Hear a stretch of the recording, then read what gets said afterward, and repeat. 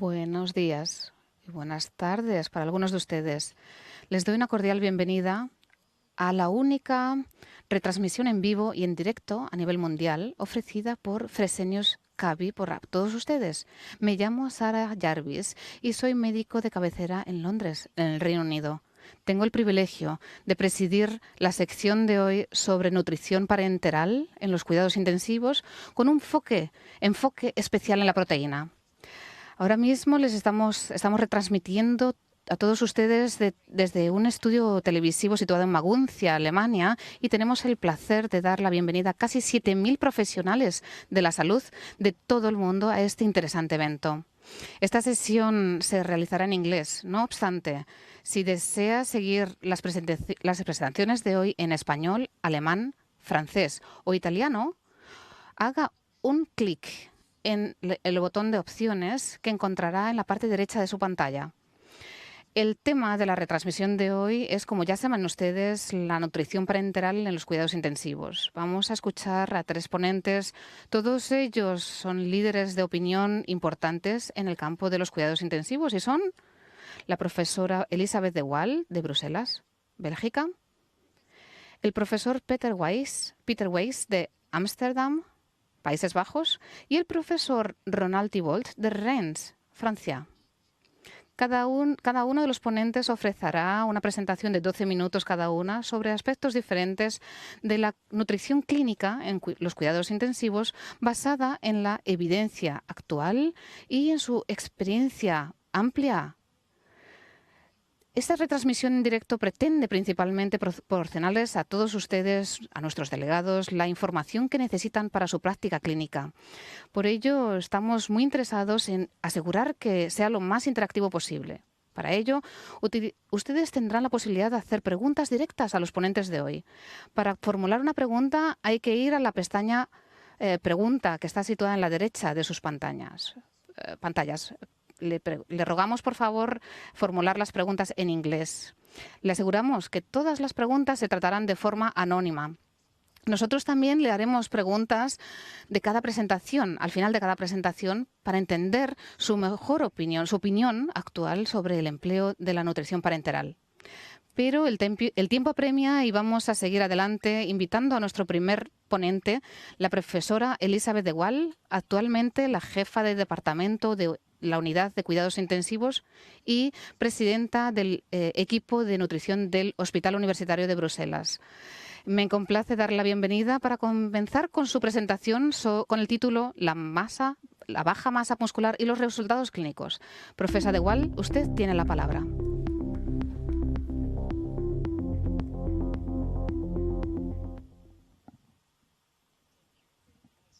Muchas gracias por esta introducción agradable y muy buenos días a todos unidos.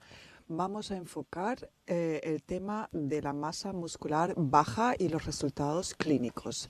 Estos son mis revelaciones de los vínculos porque hago investigaciones clínicas. Primero vamos a hablar de la existencia de una baja masa muscular durante la estancia en la UCI. Vamos a ver si hay un impacto y cuál es. ¿Es algo que solamente afecta al paciente o si también tiene un impacto en los resultados clínicos? Vamos a ver cuáles son los mecanismos que están detrás y vamos a ver cuál es el rol que puede jugar la nutrición en este fenómeno.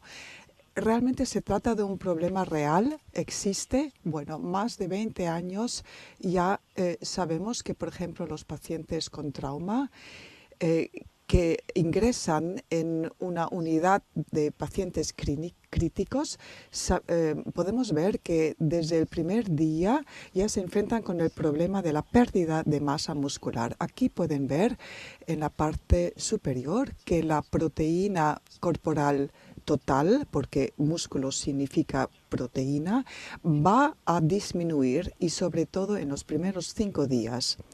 Existe la proteína de los músculos esqueléticos y tenemos la proteína no muscular, pero lo que más se pierde es la proteína de la masa muscular. Y este problema es muy relevante para los pacientes en la UCI. ¿Qué es que realmente está pasando en la práctica clínica a diario? Vemos que en los brazos y en las piernas se está perdiendo esa masa muscular de forma muy importante. Aquí ven las cantidades que se van perdiendo. Es la sección transversal de los brazos y de las piernas que se están demostrando en este gráfico. Y están viendo ustedes que con el transcurso del tiempo de la estancia en la UCI se va perdiendo más masa muscular. Ese proceso continúa desarrollándose durante toda la estancia en la UCI. Cuando miramos la masa de los músculos utilizando ultrasonido en las piernas, se puede ver que ocurre en un periodo muy temprano.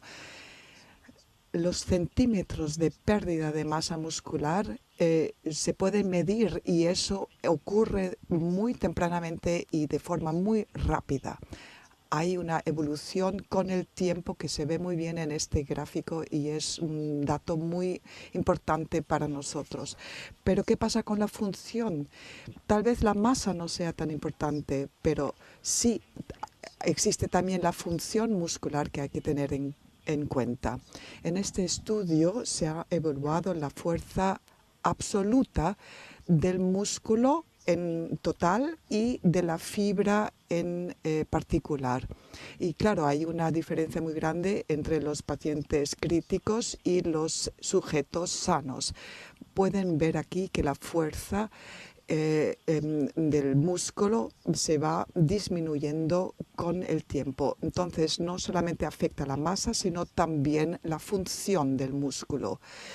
Si miramos el diafragma, que es un músculo muy importante en la estancia de la UCI, porque recuerden el problema de la respiración de los pacientes en la UCI, pues hay que tener en cuenta que este diafragma no se vea afectado por mucha pérdida de masa muscular. Eso también se refiere al músculo del corazón. En este gráfico se ve que existe una atrofía. Se pierde masa, pero también se pierde la función muscular. Y sobre todo en los pacientes críticos en comparación con los sujetos de control. Es decir, aquí está pasando algo más en los pacientes críticos. Es una pregunta muy relevante. Lo que estamos intentando a diario es mejorar los resultados clínicos de nuestros pacientes. Aquí pueden ver en este trabajo de mis colegas que los pacientes que reciben ventilación mecánica están perdiendo masa muscular y pierden masa muscular que se correlaciona con una mortalidad elevada. También se puede evaluar la pérdida de masa muscular utilizando los scans de tomografía computerizada, porque esos scans muchas veces se realizan antes de ingresar a la UCI y los podemos utilizar empleando un software especial y midiendo exactamente cuánta masa se ha perdido. En el 63% de los pacientes realmente se podía observar una baja masa muscular, lo que quiere decir que no todos los pacientes se ven afectados de la misma forma, pero si se colorean los músculos en el scan, sí se puede medir exactamente y vemos que un 63% de los pacientes padece esa pérdida de masa muscular. Y en algunos pacientes incluso ese fenómeno continúa realizándose con el tiempo, es decir, no solamente en la fase temprana en la UCI, sino también en el periodo subsiguiente. Y tiene una correlación con la mortalidad, que eso es muy relevante para los pacientes, porque ¿qué pasa con los pacientes después de la UCI? ¿Van a la casa o se quedan en el hospital o van a un hospicio? Esos son parámetros muy importantes que correlacionan entre ellos. Otro grupo muy vulnerable son aquellos que padecen del síndrome de distrés respiratorio agudo. El 38% de ellos padecía de una debilidad muscular. Y aquellos que padecían de esta debilidad tenían una tasa de supervivencia a los 5 años peor que los demás. Entonces, es importante que tengamos en mente este problema porque sí va a tener una influencia en los pacientes a largo plazo.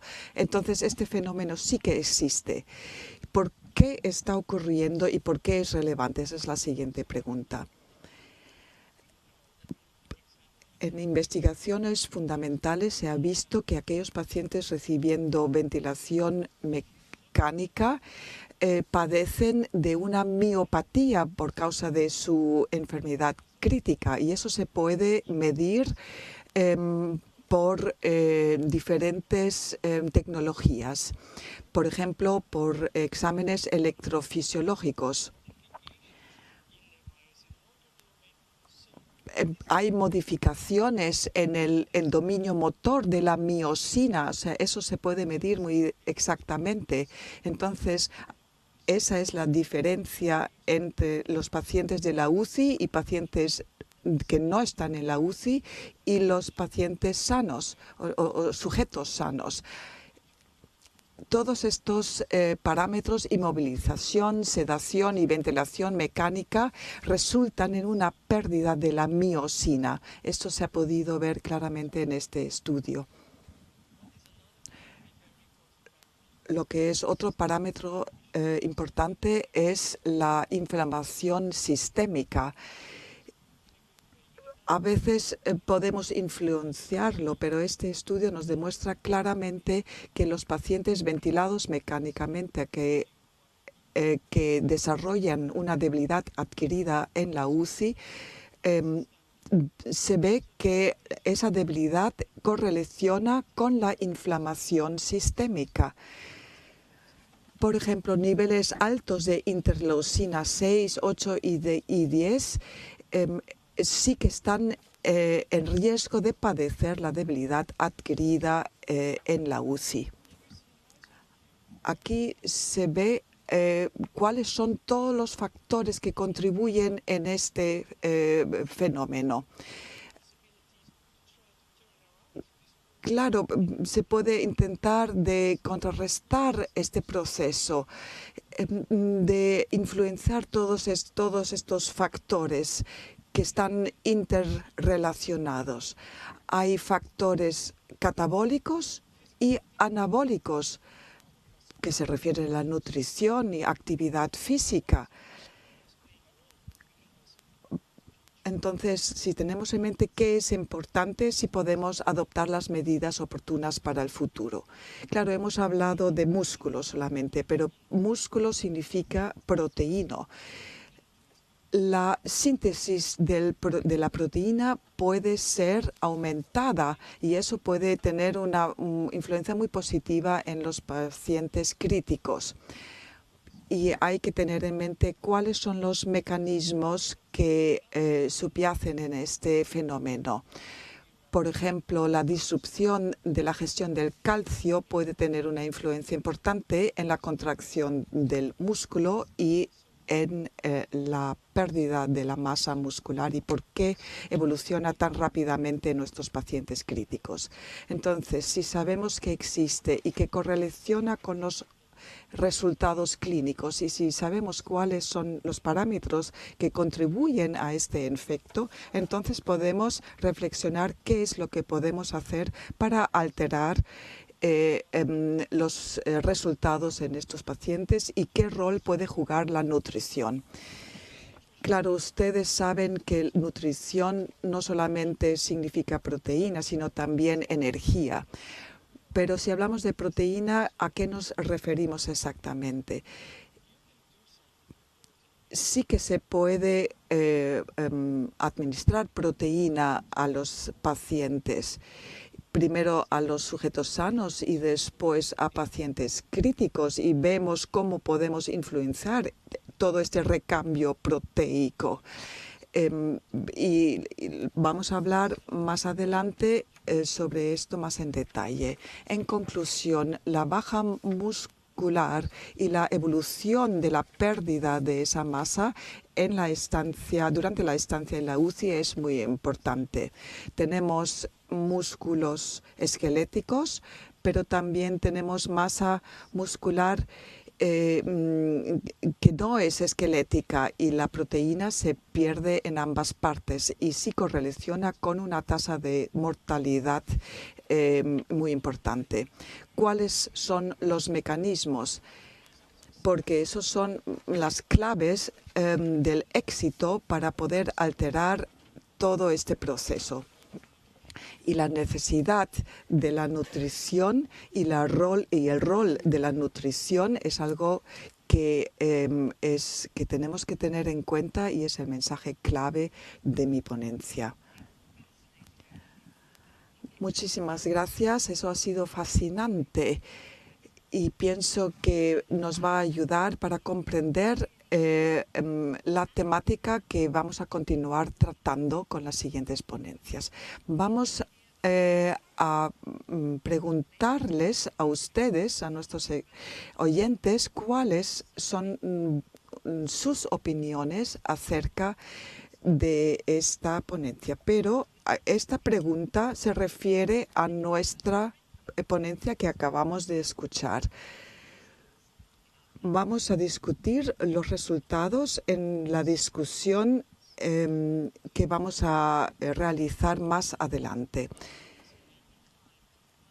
La masa muscular puede declinar en cantidad y en calidad hasta el 63% de nuestros pacientes. La pérdida correlaciona de forma importante con una mortalidad elevada. Se origina por una malnutrición con proteína y energía o debería haber un objetivo en la terapia nutricional. Muchísimas gracias por sus explicaciones claras. Y la alteración de la masa muscular durante la enfermedad crítica, los mecanismos subyacentes y cómo podemos alterarlos. Pienso que vamos a conocer más detalles en las siguientes ponencias.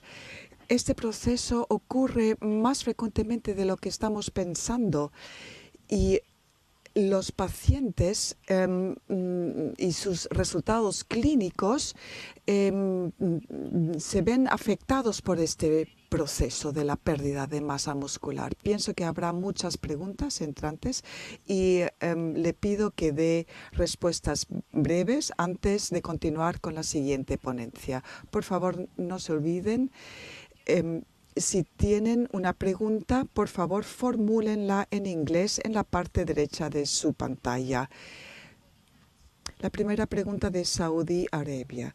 ¿Cómo podemos determinar la masa muscular en los pacientes de la UCI? Es muy importante que tengamos el mayor número de datos posibles.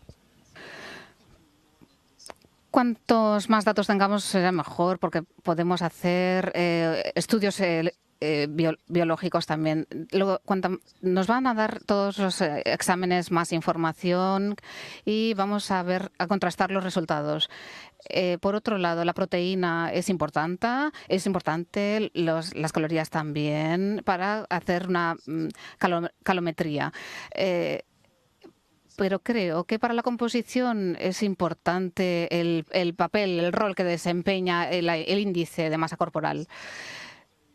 Es obvio que estamos en una época tecnológica y tenemos que medirlo todo. ¿Por qué no vamos a medir los datos metabólicos? No tendría ningún sentido no hacerlo. La siguiente pregunta no me sorprende en absoluta. Tenemos una pregunta sobre las diabetes, por supuesto, porque tienen un alto grado de dificultades. Y aquí hablan sobre personas con diabetes, con neuropatologías con relación a la diabetes. ¿Qué ¿Recomendaría usted estas mediciones? Bueno, este tipo de pacientes tienen una tendencia, una propensión a mayor debido a la enfermedad, necesitan una atención especial y, por otro lado, hay que hacer una intervención rápidamente. ¿Por qué? Pues porque hay un proceso que no se frena y tenemos unas defensas que están trabajando ahí y es importante saber que cuando estamos haciendo una alimentación necesitamos ver todos los aspectos que contribuyen a la alimentación para contrarrestar el desgaste. Muchas gracias por su respuesta. Bueno, esta ha sido nuestra primera presentación. Vamos a tener más tiempo al final. No se preocupen, mándenos sus preguntas, pero mientras vamos a seguir con la segunda presentación del Peter Weiss. Es una persona muy ocupada, es un hombre con muchos puestos de trabajo, es el director del Centro de Evaluación Nutricional de Ámsterdam y lector de control de peso en la Universidad de Ciencias Aplicadas de Ámsterdam. Y además, como no tiene suficiente trabajo, realiza investigaciones de nutrición en el Departamento de Medicina de Cuidados Intensivos en el Centro Médico Universitario VO de Ámsterdam, enfocando la investigación en los requisitos proteicos y energéticos, así como en la constitución corporal. Le hemos invitado para hablar sobre la importancia del alto nivel proteico en cuidados intensivos. Profesor Weiss, usted tiene la palabra.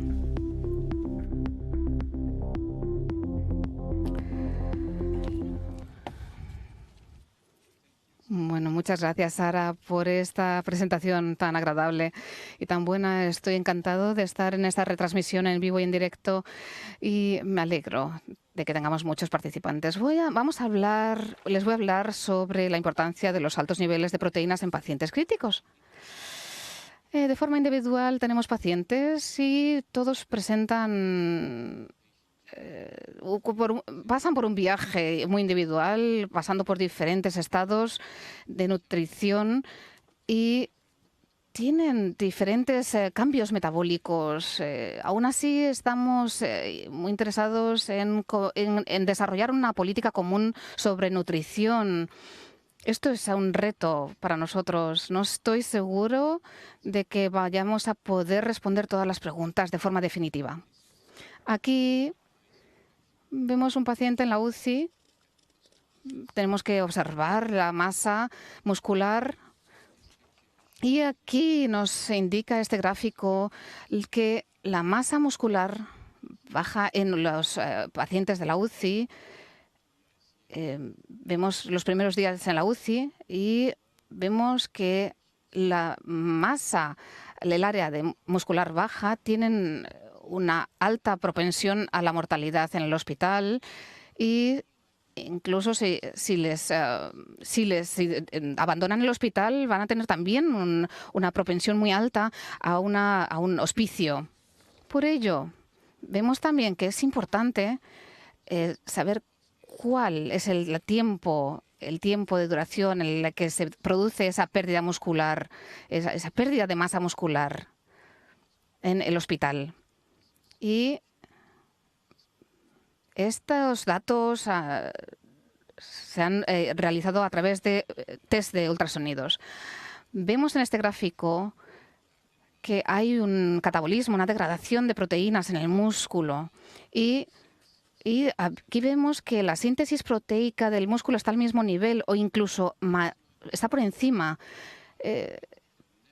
Pero lo interesante aquí de estos dos procesos es que la pérdida de masa corporal magra es muy baja, lo ha perdido el paciente. ¿Qué podemos hacer al respecto? Bueno, tenemos varios factores catabólicos, inactividad, etcétera, pero también tenemos unos factores anabólicos que con suerte procuran el mantenimiento y crecimiento muscular. Aquí vemos que hay un seguimiento. Voy a empezar por abajo del todo. para optimizar la síntesis de proteína muscular necesitamos pues actuar y ver que la absorción de aminoácidos a las células musculares y se produce una concentración intracelular. Si hacemos esto, vamos a tener una frecuencia muscular y con ello vamos a tener una concentración de aminoácidos en la sangre. Y para esto, toda esta sangre, este flujo sanguíneo, tiene que producirse y para ello necesitamos que se produzca una absorción, una pérdida esplasmática, y para ello necesitamos una nutrición a base de proteínas o aminoácidos. Es decir, que si hay problemas, por ejemplo, en la absorción de aminoácidos y también hay una resistencia con respecto a las células musculares o tenemos un paciente catabólico, es imprescindible más proteínas para que se pueda producir la síntesis de proteínas musculares, la de abajo del todo. Es decir, que necesitamos cambiar estas cosas. Y también tenemos que ver las señales de la síntesis proteica muscular. Veis que las señales integradas a la síntesis de proteínas muscular están aquí mostradas. La insulina, por ejemplo, la hormona anabólica que estimula el ejercicio es importantísimo. La contracción muscular estimula la síntesis proteica muscular. Y también tenemos unos aminoácidos, las leucinas. Y esta es una señal, no solamente es un sustrato para la síntesis proteica muscular, sino también es una señal del sistema. Es decir, que en estas circunstancias, si tenemos una resistencia a la insulina y una falta de ejercicio físico, que esto es el caso de los pacientes de la UCI, pues tenemos que, la nutrición en este caso puede desempeñar un papel muy, muy, muy importante. Vemos también en otro estudio que se realizó hace unos años, es un estudio de doble randomizado, y vemos que hubo un programa de 3 meses en los que se administró complementos proteicos al grupo de proteínas y en un estudio doble ciego randomizado. Esto se fue realizado fuera de la UCI. Vemos que los suplementos de proteínas y la preservación muscular durante la pérdida de peso en los pacientes mayores y obesos. Es decir, que sabemos que la pérdida de masa en el grupo de control cambia las cosas y la ganancia de masa en el grupo de proteínas. Estas son las dos conclusiones de este gráfico. Ahora vemos un estudio de Berg et al.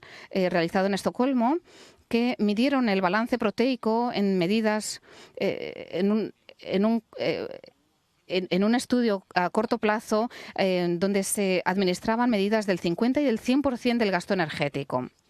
Cuando se hizo el 50% de la proteína, del balance proteico, vemos que el balance proteico es negativo y sin embargo, con el 100% el resultado, el balance proteico fue muy positivo. Esto nos dice que es importante, incluso la parte más crítica, los anabólicos desempeñan un papel muy importante. Aquí tenemos otro estudio que nos indica que incluso en los niveles más bajos de aminoácidos y de nutrición proteica, con un 1,2 gramos por kilo corporal, vemos un balance positivo, proteico positivo. Esto es una señal muy importante y buena, pero estos datos se tienen que confirmar, a largo plazo, con otros estudios a largo plazo. Bueno, pues, ¿qué podemos hacer? ¿Qué nos dicen estos resultados de los estudios de los pacientes en la UCI? Vemos otro estudio, un estudio de cohorte de pacientes en la UCI con gasto energético medido. Vemos a la izquierda del todo un grupo del 50% de los pacientes que no lograron los objetivos proteicos ni los energéticos. La siguiente columna, empezando por la izquierda, nos indica los objetivos energéticos que no se consiguieron. Es el 25% de la población estudiada. La tercera barra nos indica el 25% que sí consiguieron los dos objetivos. Y vemos que el ratio Hazard es inferior al resto con respecto a la mortalidad. Y la última barra solo consiguió el objetivo proteico. Es un grupo muy pequeño. En la segunda barra vemos que tenemos más o menos el mismo resultado en el objetivo energético. De esta observación lo que vemos es que tenemos que asociar estos dos factores. Es decir, que tenemos que aumentar la proteína, pero tenemos que ser conservadores con respecto al trato energético. Y aquí vemos la confirmación de esta ingesta energética a 4 días de plazo. En los 4 primeros días, y vemos que entre el 20%, del 10 al 20% mayor, por debajo, del gasto energético en reposo. Esto tiene la relación directa con el porcentaje de mortalidad, que es más bajo. Y este es un estudio realizado en Israel. Aquí vemos que si hay beneficios de la alta proteína en casos de sepsis, vemos que la administración fue de más de 1,2 gramos por kilo. Y la ventaja de la ingesta alta proteica en pacientes sin sepsis. Aquí vemos que excluyendo a los pacientes con sepsis y a los suministro excesivo de energía del día 4, vemos que los grupos mostrados aquí en estas barras empiezan de 1,2 gramos por kilo y vemos que la mortalidad es mucho más baja que en la última barra, donde se aplica una mayor ingesta de 1,2 gramos por kilo. Esta información se confirma en este otro estudio de Zussman. Y por último, vemos un estudio sobre la nutrición y vemos que es un estudio de Dinamarca. Es un estudio randomizado.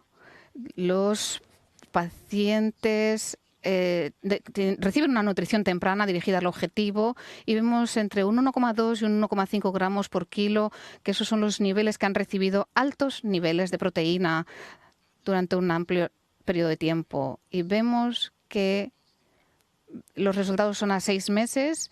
Hay un score, un valor muy importante. No encontraron el parámetro principal, el físico, que pertenece al cuestionario sobre la calidad de vida a 6 meses, ni la mortalidad. Pero, no obstante, vemos en este gráfico, en la parte derecha del gráfico, que la energía, el objetivo energético desde el primer día es relevante. Y el 47% de los pacientes con sepsis, es decir, que aquí vemos dos desventajas que indican pues los resultados negativos sobre los altos niveles de proteína. Espero que vengan más, que se realicen más estudios y que prueben los resultados a largo plazo. Bueno, ¿existe una solución única válida para todos los casos? Bueno, en primer lugar, vemos que la aplicación de 1,2 gramos, más de 1,2 gramos por kilo, está relacionado con una mayor tendencia a la mortalidad. No hay muchas diferencias en la parte de la izquierda con un músculo normal, pero en la parte de la derecha, los pacientes con una masa muscular inferior, vemos que en el primer periodo de la UCI, vemos que los niveles de mortalidad, es decir, que estos resultados son muy relevantes a largo plazo. Esto me lleva a la conclusión. La proteína diaria en la UCI es necesaria más de 1,2 gramos por kilo del peso corporal. Es beneficioso cumplir con el objetivo proteico hasta el 4.º día en la UCI. Y un déficit energético medio del 20% del día 1 al 4 es beneficioso, pero precisa de un uso más alto en proteínas y de preparados de aminoácidos. No debe ser demasiado alto. Y lo último, pero no por ello menos importante, la nutrición y el ejercicio son factores importantísimos, porque sirven para controlar la masa muscular y la ingesta proteica a largo plazo, así como la función física y la... Esto es importante. Uy, ¿qué ha pasado aquí? Ay, aquí estoy, claro, en la función física. ¿Por qué? Porque esto es importante a largo plazo en pacientes que realmente esperamos que con estos resultados ayuden a que estos pacientes de la UCI tengan un futuro mejor.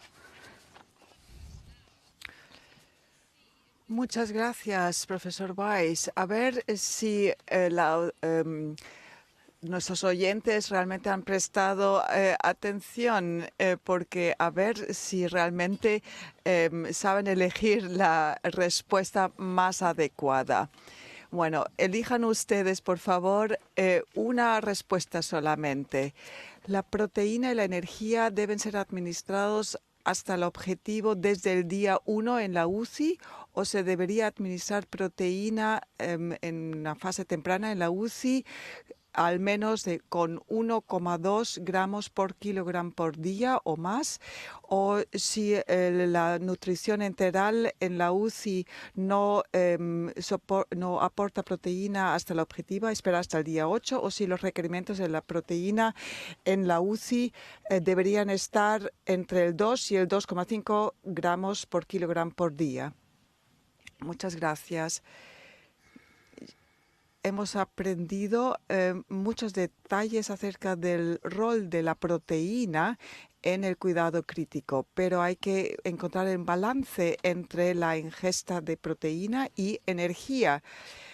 Encontrar este balance entre los dos sí puede influenciar de forma beneficiosa el resultado clínico para el paciente. Bueno, señoras y señores, nos gustaría mucho oír de ustedes. Por favor, planteen sus preguntas en la parte derecha de la pantalla. La primera pregunta vino de Saudi Arabia y después de México. Suecia. Hablando de la masa y de la función muscular, tenemos que tener en cuenta que el cambio es muy lento. La masa muscular y la función muscular son igualmente importantes para nuestros pacientes. Sí que tenemos que tener en cuenta esta diferencia y que se requiere tiempo para realizar los cambios y poder alterar la función, pero necesitamos una cierta cantidad de masa para alcanzar y mantener una cierta función muscular. Entonces, por esta razón, sí que recomiendo suficientes proteínas en la nutrición. Sabemos que masa muscular significa proteína y que proteína significa aminoácidos. La siguiente pregunta viene de Italia. ¿Hay aminoácidos en especial que usted recomienda administrar? Es una pregunta muy interesante. Hay muchas preguntas en cuanto a las proteínas y si hay diferencias entre ellas, pero si mencionan aminoácidos en especial, pues sí podemos recomendar un cierto grupo de aminoácidos con una cadena Brown y que sí nos puede ayudar. Y la leucina tiene un rol importante también, es un aminoácido muy beneficioso, pero yo pienso que lo que sabemos que la carga total de aminoácidos en el cuerpo y proteína es el factor más importante, más relevante para el resultado clínico para el paciente. Hay una pregunta de Canadá. aquí estamos abarcando el mundo entero, 1,2 gramos por kilogramo de cuerpo parece muy poco para un paciente crítico. Yo recomendaría 2,5 gramos por kilo por día. Muchas gracias por esta pregunta. Yo pienso que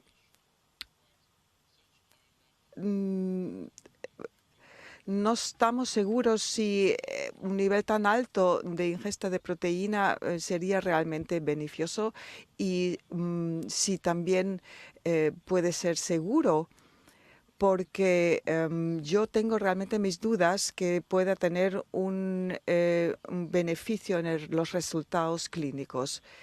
La conclusión podría ser que sí podemos administrar niveles superiores de proteínas, pero la excreción del nitrógeno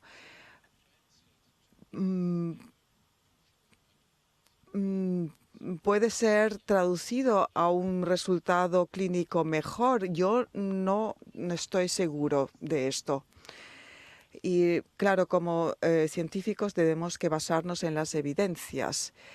Entonces, 1,2 gramos por kilogramo por día es la recomendación actual que sí sabemos que se basa en evidencias científicas. Seguimos con la siguiente ponencia de Ronan Thibault. Es el director de Bueno, presentamos al Ronald Thibault, que es el jefe de la unidad de nutrición y del Centro de Nutrición Preenteral, así como presidente del Comité de Coordinación de Nutrición de la Universidad de Rennes, de Francia, y además es jefe de educación nutricional en la Facultad de Medicina. Nos va a hablar sobre el rol del tratamiento de nutrición oportuno y adecuado en los cuidados intensivos. Profesor Thibault, usted tiene la palabra.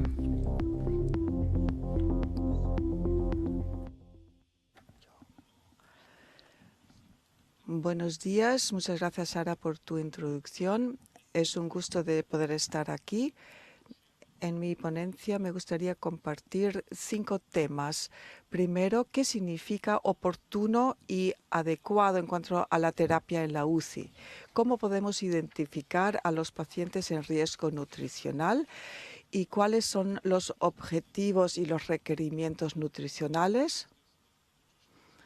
Y después vamos a hablar sobre las estrategias nutricionales y cómo alcanzarlas. Nutrición enteral o soporte mixto, nutrición enteral y parenteral, y cuáles son las indicaciones para la nutrición parenteral y qué hacer en la práctica clínica. ¿Qué significa oportuno? Para mí eso significa lo más temprano posible. Claro, las recomendaciones de momento nos dicen que la nutrición se debería iniciar en las primeras 24 horas después del ingreso. Pero eso depende mucho del perfil del paciente.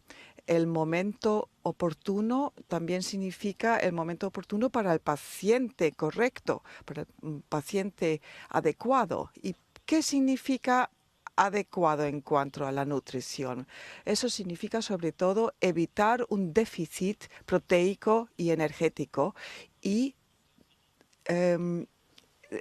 evitar también la hiper o la sobrealimentación, porque eso es un peligro también muy importante. Entonces, tenemos que evitar tanto los déficits como la sobrealimentación. El siguiente tema es cómo podemos identificar a los pacientes en riesgo nutricional. Para mí eso significa comenzar con estudiar la situación nutricional del paciente antes de la admisión. Sabemos que el 20 hasta el 30% de los pacientes que ingresan en la UCI han estado en el hospital anteriormente. Entonces, esos pacientes ya de por sí están en un riesgo mayor de estar malnutridos. ¿Cómo podemos identificar entonces a aquellos pacientes en riesgo nutricional? En este estudio vemos que ya se pueden recoger muchos datos antes del ingreso en la UCI. Por ejemplo, preguntando a los familiares, sabemos que en el hospital la malnutrición crónica es muy frecuente. Sabemos que hasta el 70% del paciente no alcanzan sus necesidades proteínicas y energéticas. Aquí ya tenemos un factor de riesgo muy importante. Entonces hay que evaluar si el paciente ya había perdido peso antes de ingresar en la UCI. Para evaluar si el paciente está malnutrido de forma crónica, estamos actualmente utilizando un instrumento muy sencillo que fue elaborado por la Sociedad Francesa de Nutrición enteral y parenteral. Se pregunta a los pacientes directamente si están comiendo nada, mucho o poco, y ellos mismos pueden mover el cursor y responder a esta pregunta. Y si el paciente dice que come solo 7 de 10 raciones, entonces sabemos que está en riesgo de estar malnutrido. Y siempre evaluamos las respuestas del paciente en cuanto a las últimas comidas que él ha ingerido. Si el paciente dice que está comiendo menos del 50% de la comida principal, ya está en un fuerte riesgo de malnutrición. Entonces, esta información la podemos obtener en cuanto el paciente haya ingresado en la UCI. Y también hemos hablado anteriormente del análisis con bioimpedancia. Para mí es importante evaluar este parámetro que utiliza el ángulo de fase. Y hemos visto que si el ángulo de fase está disminuido al día 1 en la UCI, entonces hay una correlación con la mortalidad a los 28 días. Esto todavía necesita más evidencia científica con otros ensayos, pero esta medición basada en el ángulo de fase puede ser un instrumento importante. Luego, el paciente obeso también es un paciente en riesgo nutricional.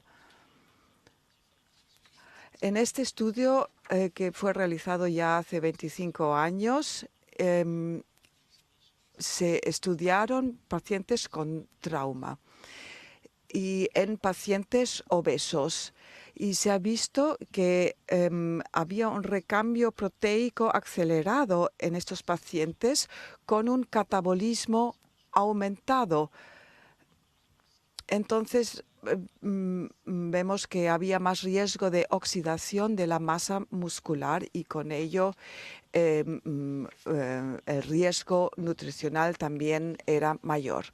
Luego, ¿cuáles son los objetivos y requerimientos nutricionales? Para mí, estos dos factores deberían ser medidos por calorimetría indirecta. Si disponemos de buenos instrumentos para realizar este tipo de medición y sabemos que está a disposición en más del 60% de los pacientes. Eso se ha visto en el estudio SPN realizado en Ginebra. Si ustedes no disponen de calorimetría indirecta, también se pueden utilizar otros medios. En esta tabla publicada hace 7 años, se ve que en la primera línea, durante la fase aguda en la UCI, hay que alcanzar los objetivos y este objetivo depende de la presencia de malnutrición o no. Y en se ve que para pacientes obesos hay que administrar 25 o 30 kilocalorías por kilogramos de peso por día y sin malnutrición en las mujeres de 20 a 25 y en los hombres de 25 a 30. Y lo mismo vale para la fase postaguda. Entonces es muy importante saber si existe malnutrición en la estancia de la UCI o no. ¿Cuáles son las estrategias nutricionales para alcanzar estos objetivos? Naturalmente saben ustedes que la nutrición enteral es el primer medio que vamos a emplear y que se recomienda para todos los pacientes para cubrir las necesidades de nutrición. Pero aquellos que no son capaces de cubrir estas necesidades dentro de los primeros 3 días sí que necesitan de soporte nutricional. Entonces, si la cobertura no es suficiente, hay que emplear las medidas oportunas. Sabemos también que existe un factor de riesgo relacionado con la diarrea. Si la nutrición enteral comprende más del 60% de la nutrición, entonces hay un mayor riesgo de diarrea. Y si se administran antibióticos al mismo tiempo, este riesgo es aún mayor. Por eso hay que optimizar la nutrición enteral. En este estudio se ve claramente que en los ensayos randomizados controlados más importantes desde el 2011, también incluye Epanic y Tricacos, donde el objetivo era muy alto, que fue prácticamente imposible alcanzar los objetivos energéticos. Entonces, el mensaje importante aquí es evitar la hipernutrición, la sobrealimentación, porque con ello solamente se va a aumentar la masa la masa grasa y no la masa magra. En el estudio de SPN de Ginebra y Lausanne, hemos visto que sí podemos optimizar la provisión con energía con la nutrición parenteral si la nutrición enteral no es suficiente, es decir, soporte nutricional mixto. Si no alcanzamos los objetivos al día 3 con la nutrición enteral, hay que añadir la nutrición parenteral para alcanzar el 100% del objetivo de energía. Y con eso también podemos reducir el riesgo de infecciones nosocomiales al día 28. Por eso, con el soporte mixto sí podemos mejorar los resultados clínicos de los pacientes. Aquí vemos que se observaron pacientes en riesgo de malnutrición, pero sabemos que la combinación de ambos tipos de nutrición sí mejora los resultados. Bueno, vemos ahora las indicaciones para la nutrición parenteral en la UCI, las contraindicaciones en la nutrición enteral. Vemos que la peritonitis, la oclusión intestinal, la hemorragia gastrointestinal activa y el infarto mesentérico. Podemos considerar que la nutrición parenteral complementaria con el fallo agudo gastrointestinal en pacientes con riesgo nutricional y la disfunción del tubo digestivo transcurridos entre 4 y 7 días, así como el alto rendimiento de la fístula, más de 1.500 mililitros al día. Aquí vemos, les voy a presentar pues bueno, el control nutricional y el metabólico en la UCI. Vemos que investigue primero si el paciente estaba desnutrido antes de ingresar en la UCI. Observe los síntomas gastrointestinales, el riesgo de isquemia intestinal, observe el síndrome de... Vemos que hay que observar el síndrome de retroalimentación, deje de medir los volúmenes residuales gástricos, controle la glucemia, realice una calorimetría indirecta, ajustando el objetivo energético al gasto energético y, por último, vemos la constitución corporal, el ángulo de fase y la masa muscular. Tendré que observar todos los datos dentro de la UCI. Una vez más, deje de medir los volúmenes residuales gástricos. Tiene que ingerir menos de 10 milimoles por litro para controlar la glucemia. Y debería hacer una evaluación de la masa muscular. Y los últimos dos datos ya los acabo de dar y les doy muchas gracias por su atención. Muchísimas gracias por esta presentación tan completa. Me encanta, es muy práctica y sobre todo los objetivos que has propuesto. Bueno, tenemos una pregunta también sobre la presentación que acabamos de escuchar. ¿Le gustaría poner la presentación, por favor? Y, por supuesto, no olviden ustedes, señoras y señores, que solamente hay una posible respuesta. Sí, muchas gracias, Sara. Ahora les hago la pregunta a todos los oyentes. ¿Qué tratamiento complementario al soporte nutricional optimizado omitiría yo voluntariamente? 1. La medida de los volúmenes residuales gástricos. 2. La rehabilitación muscular temprana. 3. La hormona de crecimiento o agentes anabolizantes. Y 4. La farmaconutrición. Ahora depende de ustedes. Genial. Muchísimas gracias, profesor Thibault. Esto ha sido una presentación genial. Hay tanta información y también da aspectos internos y un acceso también sobre cómo alimentar a los pacientes en estado crítico. Hemos visto diferentes aspectos y también nos han ofrecido los principios guía que estoy segura que todos los delegados se lo han tomado de forma muy al corazón. Bueno. Yo estoy encantada de ver y tengo muchas ganas de ver los resultados de todas estas preguntas que les acabamos de poner. Pero ahora tenemos también unas preguntas que han puesto la audiencia, nos han mandado la audiencia y vamos a Algeria en este caso. Vamos a hacer el comentario. ¿Cuándo hay que poner la nutrición parenteral? Entre los días 4 y 7, cuando hay una insuficiencia. Desde Algeria quieren saber cómo sabemos que no es suficiente el estado de nutrición.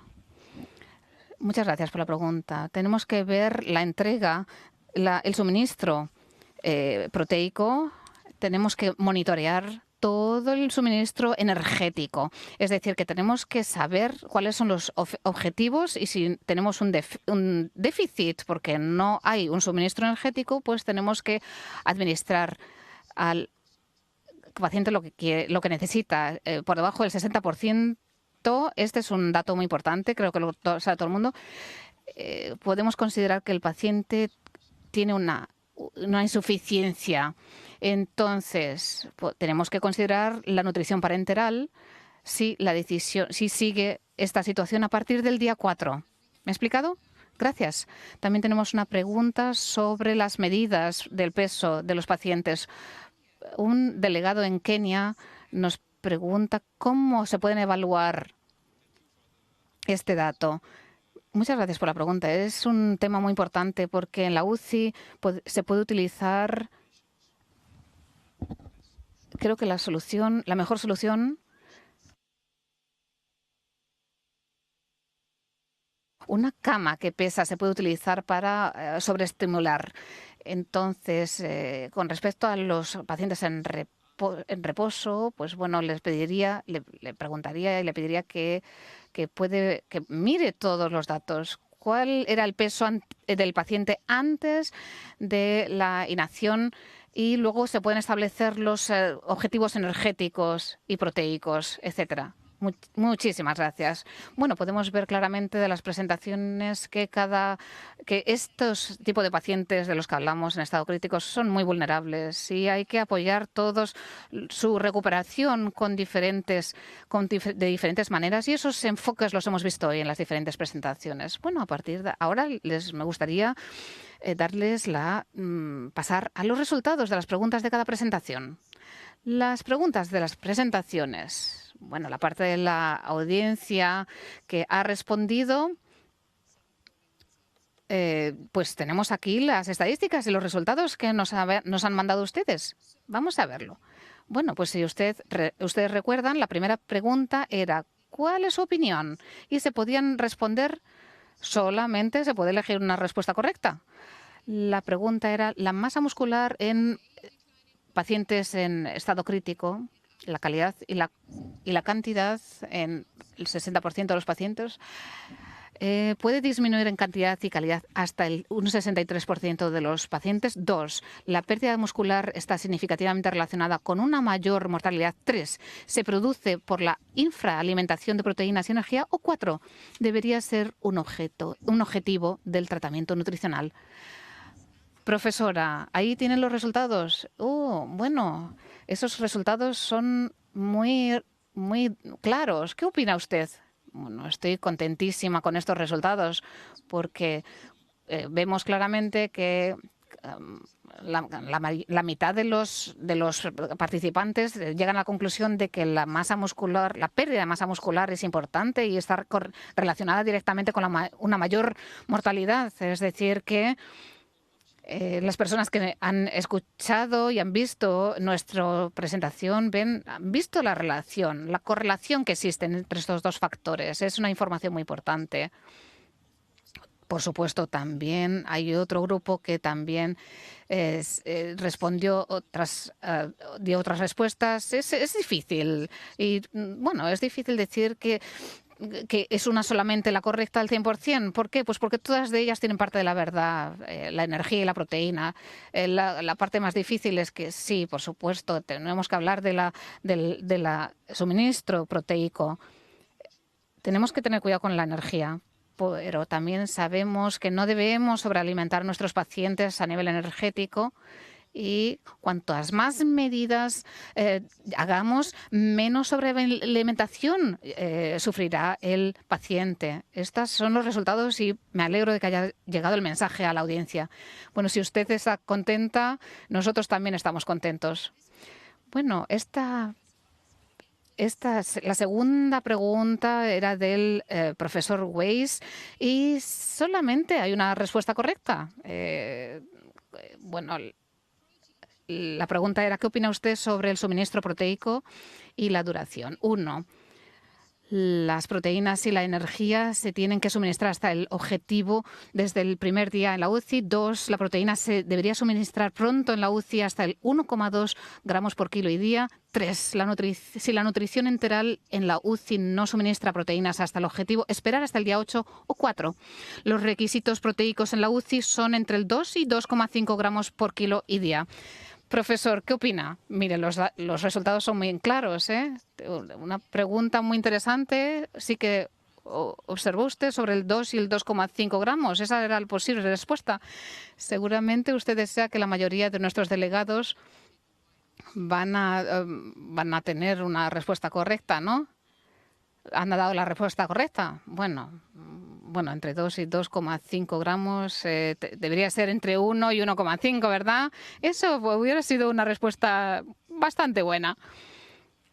Bueno, pues me encantaría ver los otros resultados también. Bien, vamos a esperar el resto de los resultados, a ver cómo vienen. Bueno, tenemos tantas preguntas y no tenemos tanto tiempo. Bueno, vamos a utilizar el tiempo que nos queda. Tenemos una pregunta desde Suiza. ¿Cuál de entre los días 1 y 4, qué ingesta nutricional recomienda usted, profesora? En mi unidad de investigación utilizamos diferentes ensayos. Cuantas más experiencias tengamos con los factores de monitoreo, más éxito vamos a tener al final. Si no podemos hacer un monitoreo de todos los factores por las condiciones especiales de cada país, pues podemos recomendar entre 20 y 25 kilocalorías por kilo corporal.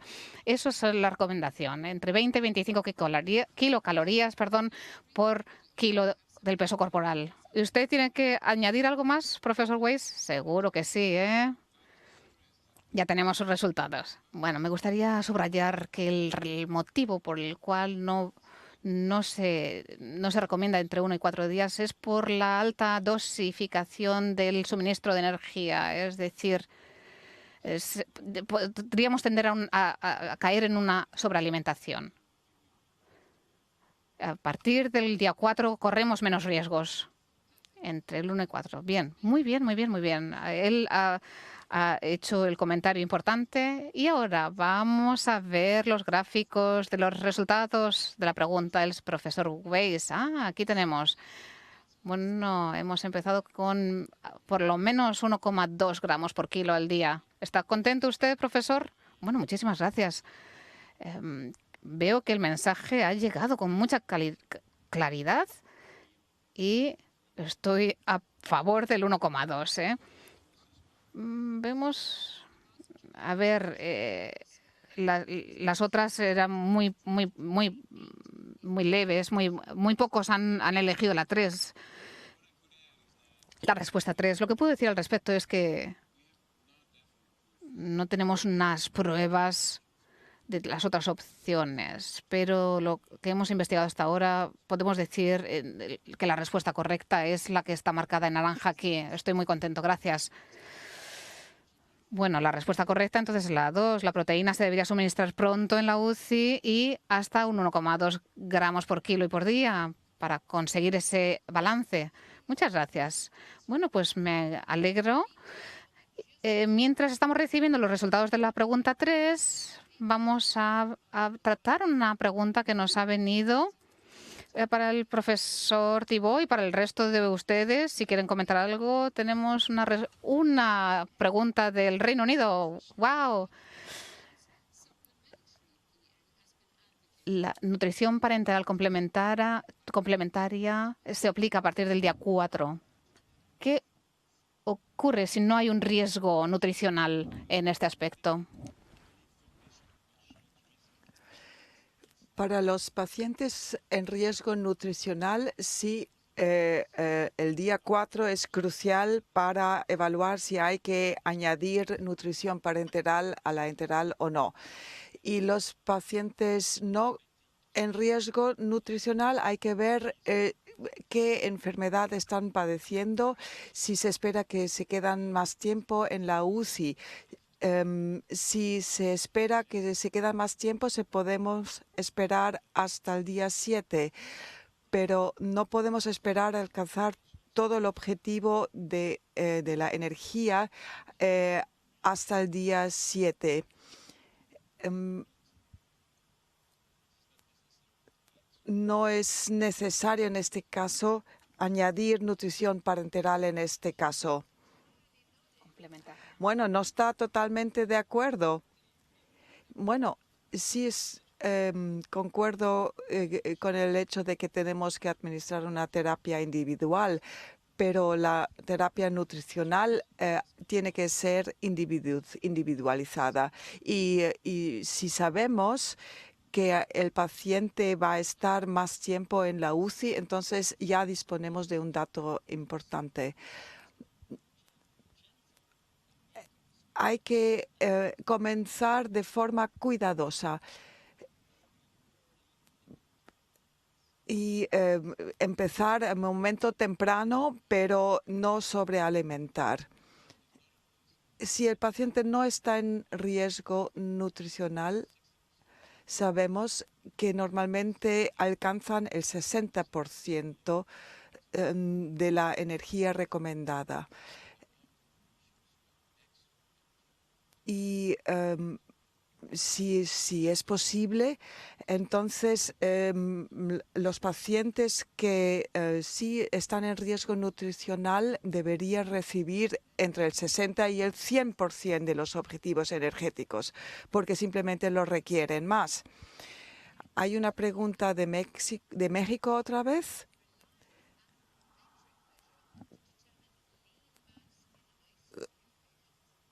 ¿Cómo se puede medir la masa magra en los pacientes de la UCI? Yo pienso que la impedancia bioeléctrica es bastante factible y no es cara tampoco. Se puede realizar en la cama y se puede repetir después de algunos días. El peso corporal es un parámetro del pasado, especialmente con el alto volumen de líquidos que entra en el cuerpo, y después de 7 días ese parámetro ya no nos dice mucho. Yo pienso que midiendo esa masa magra, eso es mucho más importante. Y el ultrasonido y también los scans de la tomografía computarizada son unos instrumentos bastante beneficiosos para medir la composición corporal. El método más exacto no necesariamente es el más práctico. Me gustaría utilizar instrumentos para tomografía computerizada móviles, y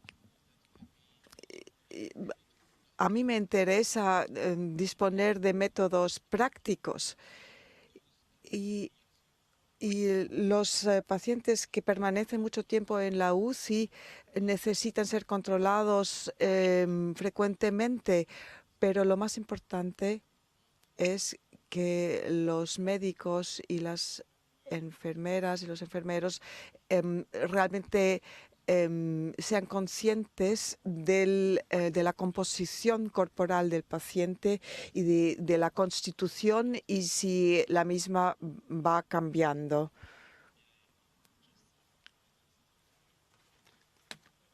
Si podemos utilizar la impedancia bioeléctrica, sí es buena, pero midiendo el ángulo de fase es más exacto, pienso yo.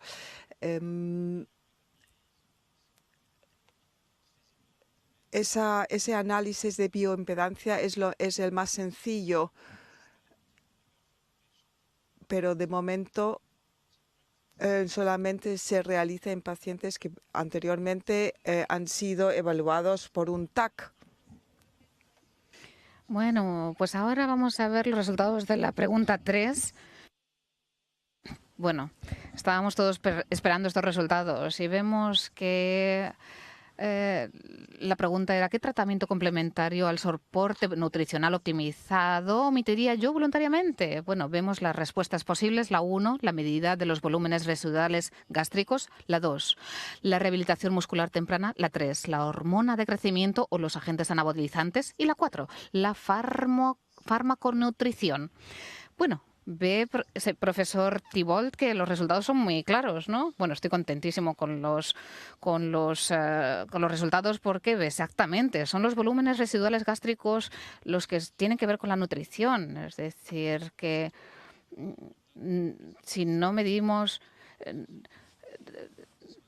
esto es lo que no debemos de medir. René, el estudio René nos ha mostrado esto que acabo de decir, y no debemos medir los volúmenes residuales gástricos. Y también ha mencionado usted que la rehabilitación también da una buena respuesta, porque también en la UCI tenemos, aparte de la optimización de la nutrición, también tenemos una nutrición parenteral complementaria que utilizamos para complementar esa desnutrición. Bueno, también me gustaría presentar una pregunta que nos ha llegado de Ecuador. ¿Cuáles son los parámetros que utilizamos para conseguir un complemento adecuado? Bueno, pues esto es lo que he dicho antes, la energía, sobre el suministro energético, ¿cuáles son los parámetros que utiliza usted para medirlos? Bueno, pues no hay parámetros claros, ¿no? Es un hecho que hay déficits energéticos. ¿Quieres añadir algo? Bueno, no tenemos aún una política precisamente en este campo, por eso no podemos medir y saber, pero el segundo nivel sería mirar, observar cuál es la constitución corporal, a veces cambia de paciente a paciente. Primero, tenemos que ver si hemos conseguido el objetivo que nos hemos propuesto conseguir. Eso seguramente es el mensaje que tenemos que enviar. Es decir, es una cuestión individual dependiendo del paciente. Estamos ya acercándonos al final, pero antes de terminar me gustaría pedirles a todos ustedes que están al otro lado de la pantalla y preguntarles a cada uno de ustedes si solamente pudiera resumir su mensaje en una frase, ¿cuál sería su mensaje clave? Profesora, voilà. Bueno, mida todo usted lo que quiera desde el primer día, observe lo que está haciendo y reciba respuestas. Es decir, por favor, primero mire, observe lo que está haciendo y siempre pida información, porque a veces sí que pueden cambiar los resultados de su paciente dependiendo a la nutrición que se le aplica. Muchas gracias, profesor Weiss. Bueno, si usted tiene que alimentar a un paciente con nutrición parenteral, por favor, no solamente piensen en los volúmenes de energía, también están implicados. Antes de alimentar, piensen en las características de este paciente. Utilice el producto adecuado y de forma consciente. Personalizando, individualizando. Exactamente. Profesor Thibault, su mensaje. Mantenga la curiosidad con respecto al estado de su paciente y si tiene alguna duda, intente hacer prácticas en los primeros días de su estancia en la UCI y observe mucho. Bueno, su mensaje estoy segura de que va a ser seguido por todos los oyentes. Muchísimas gracias. Me temo que ya nos hemos llegado al final de nuestra retransmisión. Me gustaría darle las gracias a la profesora de Wallace, profesor Weiss, y al profesor Thibault. Muchas gracias por unirse a este debate sobre la nutrición parenteral en cuidados intensivos. Y también quiero agradecerles a todos ustedes por tomarse el tiempo para participar hoy y mandar las preguntas. Esperamos que hayan disfrutado de este encuentro y si desea seguir las presentaciones de los ponentes y la repetición del vídeo, pronto estarán disponibles en www.nutritionevents.com. Antes de abandonar la página, les pedimos amablemente que completen rápidamente la encuesta para darnos su opinión sobre este evento, porque esto nos va a ayudar a mejorar en futuros eventos. Y con estos nos van a ayudar a ellos, a los que han realizado el evento y a nosotros también. Desgraciadamente no podemos tratar todas las preguntas que han mandado ustedes, pero hemos intentado hacerlo lo mejor posible para ofrecerles una muestra de las preguntas que nuestros espectadores querían que se respondieran. Muchas gracias de nuevo por su presencia y les deseo que tengan una buena tarde. Adiós.